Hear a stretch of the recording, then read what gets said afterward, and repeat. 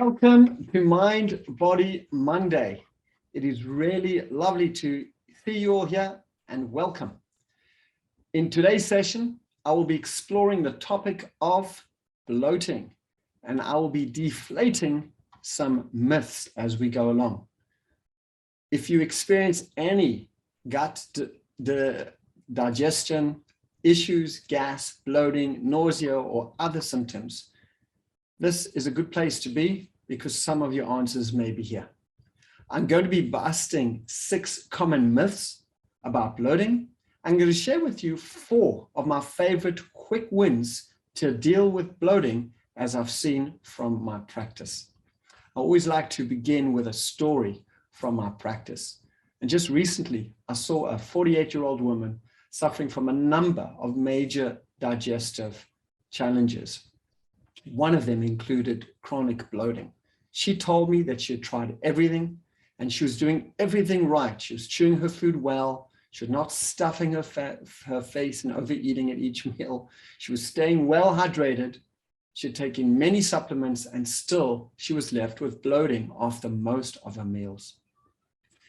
It was only after carefully reviewing her lifestyle and meal habits a number of times that I finally discovered the solution to a chronic bloating.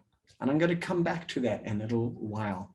And I'm just curious, for those of you who are here live, how many of you have suffered or suffer from bloating or digestive problems on any level? If you can just type in the chat, then I can tailor-make the Mind Body Mondays for you. That's amazing. So go ahead, type in the chat if you've experienced or experiencing any digestive issues, particularly the topic we're going to be discussing today. Great, thank you. Anybody else, any other digestive issues? Because some of your answers will be here. So just a quick disclaimer. I'm not here to really advise, diagnose, or treat any health conditions. This info is really for educational purposes. It's not a substitute for seeing your health care provider, because I believe in individualized care, and you'll see why very quickly. So please always consult your medical health advisor before making any changes. And if you're new here and you don't know me or Mind Body Monday, my name is Avraham Gundle. Welcome. I'm the founder and director for the Center for Integrated Medicine. I'm trained as an osteopath, and over the last 30 years in private practice, I've been privileged to have helped thousands of patients heal from a number of diverse chronic diseases, be it digestive issues, anxiety, eczema, skin diseases, autoimmune diseases, just to name a few. Bloating is very common. In fact, it affects about 16 to 30% of the general population. And solving the bloating mystery is actually confusing for most of my patients and for most doctors as well. Technically, anything you put in your digestive tract has the potential to cause bloating.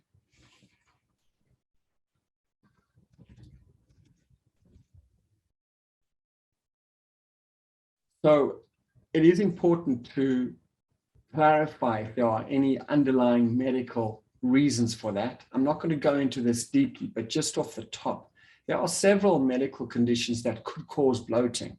And there's a condition called gastroparesis, where the stomach is slow to empty, or functional dyspepsia, where there's an inability for the stomach muscles to relax and accommodate the food. Or another condition called SIBO, where there's a intestinal bacterial overgrowth and bacteria is really in the wrong places. Additionally, one might feel full or distended because of an underlying health condition like food intolerances or celiac disease. This is why it's so important always to work with a healthcare provider who has a holistic, integrated, and functional approach, so you're able to get to the root of the condition. So identifying the causes, the root cause of bloating, is very, very important, because it's not a one size fits all, just take this pill or do this health hack or something and we'll go away, as you'll see from our mystery patient. But before I get to some answers, I want to share with you some 6 common misconceptions about bloating. Myth number 1: Bloating is only caused by what you eat. I hear this in my practice a lot. So foods can contribute to bloating, but the root cause is more often tied to a digestive dysfunction rather than the food itself. Not only a digestive dysfunction, but other systems feeding in to the digestive system. So the rule here, it's not only the food, it's not so much the food, it's more the gut. Myth number 2, all bloating is a problem.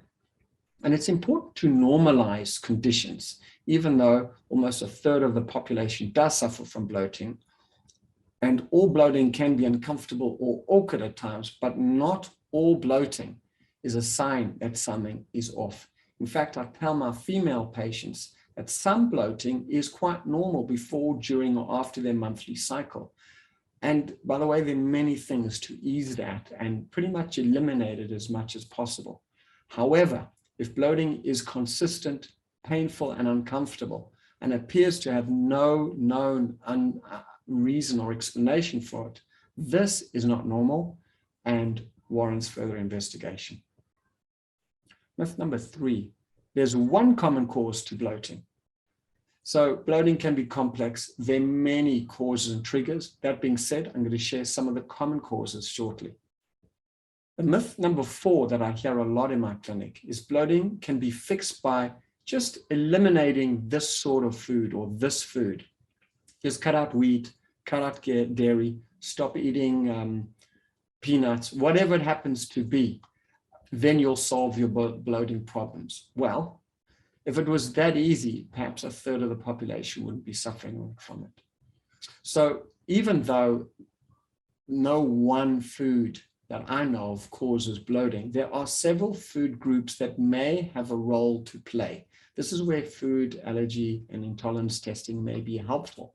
But very common could be a wheat or a gluten or a dairy sensitivity. Could be common and worthwhile exploring. However, there are a number of healthy vegetables that could also be behind the bloating conundrum.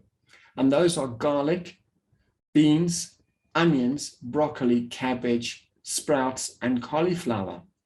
Now you'd think these are really healthy foods. Why should they be causing bloating?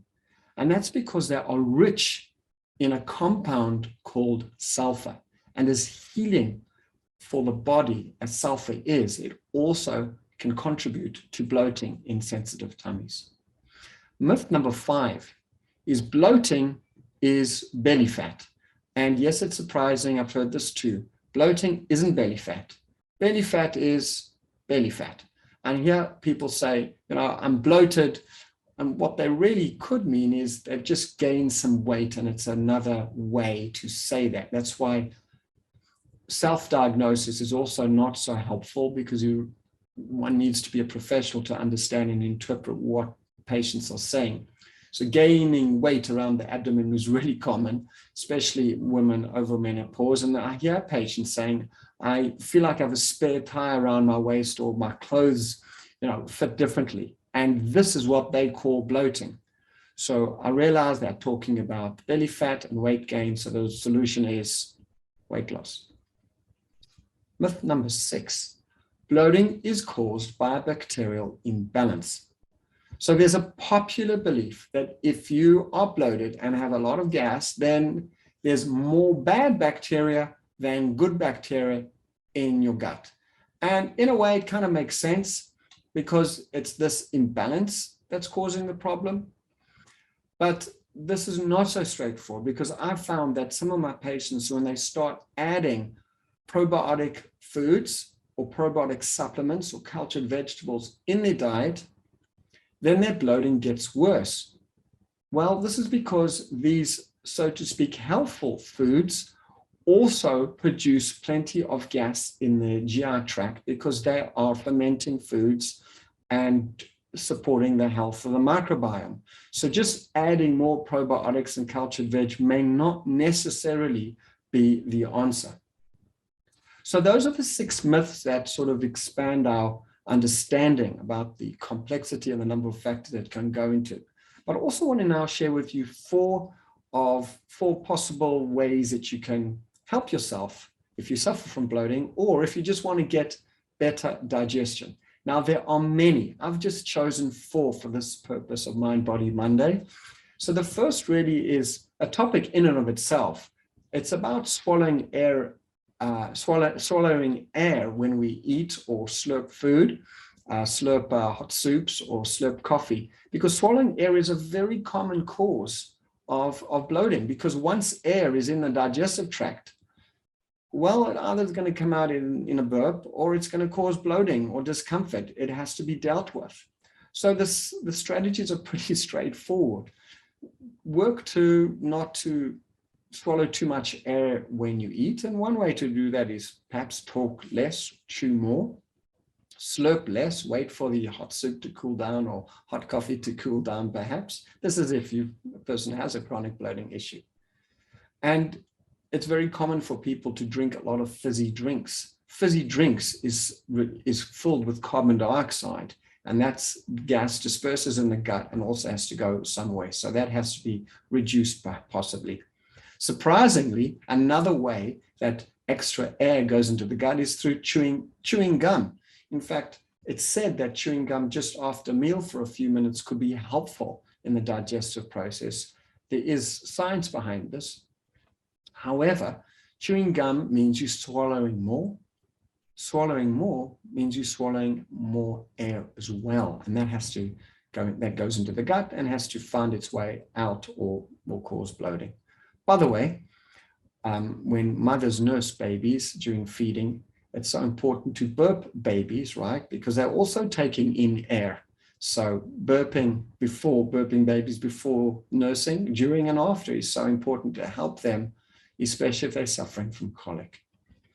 Now, those are the factors that relate to swallowing air. But point number 2 that can you help yourself is staying hydrated.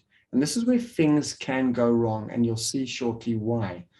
Drinking water is probably the last thing that you'd want to do if you feel your belly is about to pop. But bloating could well be caused by drinking water at the wrong time, as you'll see shortly.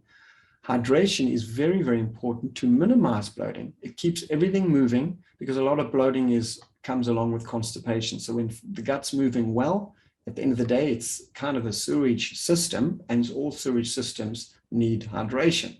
So according to a Harvard Health publication research, bloating is often the result of people eating high salt containing diets, snack foods, salted nuts, etc. Sodium brings on the bloat because sodium causes water retention. So it seems on one hand counterintuitive to drink more water to reduce bloat, but the truth is the drinking more water helps to flush out the excess sodium and will actually go towards helping reduce the bloat. The third strategy is to take a walk. In fact, there was a PubMed research that said a gentle walk after meal times, 5 to 10, even 15 minutes, helps accelerate gastric emptying. And it doesn't, obviously, it shouldn't be a vigorous activity, but just a gentle nature walk or a walk around the block or up and down the street or up and down the stairs gently will help this gastric emptying process, and as a result, reduce the bloat. The fourth strategy, which is really one of my favorites as well, is drinking herbal teas. My favorite are peppermint, fennel, and ginger teas. I buy the bulk loose herbs and I put them in a French press. I have a special French press just for herbal teas, because tea bags are perhaps tasty, but they're not very therapeutic in terms of the grammage, the amount of herbs that are in there. So I take the right amount of these digestive enriching herbs and I add them to my French press, and then I will enjoy a glass or two after a meal. Now that will very much support digestion because it's a tonic as well. So coming back to my patient who was suffering from a number of digestive challenges, which included bloating. She told me that she was doing everything in her power to reduce her bloating. She was hydrating well, she was chewing her food well, she was not overeating, she was even walking after meals as she heard. That was good, but she was still left with bloating. So this was a mystery, and I knew there's a root cause of it. I just didn't know what it was. I'd ruled out any possible underlying medical conditions that could be causing her bloating. So I just had her repeat her lifestyle and meal habits several times. I even asked her to imagine, to visualize sitting down at the table, close her eyes now while she was in the practice, and just tell me what she did, tell me what she was doing. And she described in detail everything she was doing. Then I discovered the problem. She knew that drinking water was very healthy, and she loved to drink several glasses of ice cold water just before meals. In fact, most restaurants bring a pitcher of ice cold water to the table while they're taking orders, or you're waiting for the waiter. The problem is that for some people, drinking ice cold water, and lots of it before a meal, shocks the digestive system and causes a temperature mismatch between the water and the body temperature. And as a result, the blood vessels in the stomach contract, and this restricts digestion. The body's focus moves away from anticipating the meal and digestion to regulating local body temperature. Also, several glasses of water can dilute stomach acids and enzymes that are secreted in anticipation to the meal. So I asked her if she was willing to do an experiment and drink her water, ice cold water if she wanted. She loved to drink that, up to 25 minutes before her meal. And then if she wanted to drink again, perhaps 45 minutes after the meal. She said she'd be willing to do this experiment. And I said she could drink a little bit during her meals, just enough to chew and salivate her food, because eating is a time of eating and drinking is a time of drinking, and they shouldn't be done in the same quantities at the same time. And this is exactly what she did. Shortly after this experiment was in place, she called up the practice and said, Avraham, you've solved the problem. I didn't solve the problem. I listened to her as she described her problem, and we solved her problem together. This was years of chronic bloating, and sometimes it's not so straightforward, but it does take careful listening and understanding of the different elements and factors involved, and her bloating was solved. So before we end, a quick summary. Bloating is common, but if it's uncomfortable or painful or long-lasting, and there's no underlying reason that you can determine, this is not normal. It's a good idea to have a follow-up. And if you've tried everything and you still can't get to the bottom of a poor digestion or bloating, don't give up. You just haven't found the root cause yet. I always like to end Mind Body Monday with a short challenge for those who are up to a challenge. So if you suffer from bloating, or you just simply want to enhance your digestion, so here's a challenge for the next week until next week's Mind Body Monday and next week's challenge. So if you're up to it, you can experiment with any of the strategies I mentioned previously. Hydrate, but at the right time. Cut back on things that cause you to swallow extra air at meal times. And perhaps experiment with taking a gentle 5 to 10 minute walk after a meal to help that gastric emptying. And lastly, my favorite is drink herbal teas like peppermint, fennel, and ginger, which helps to support digestion. Thanks again for joining me on this week's Mind Body Monday, and I really look forward to connecting and seeing you next week. Just remember that Mind Body Monday is where self-care is at the heart of healthcare. All you need to do is take one small step to enhance your health and well-being in mind, body, and soul. I look forward to seeing you next week.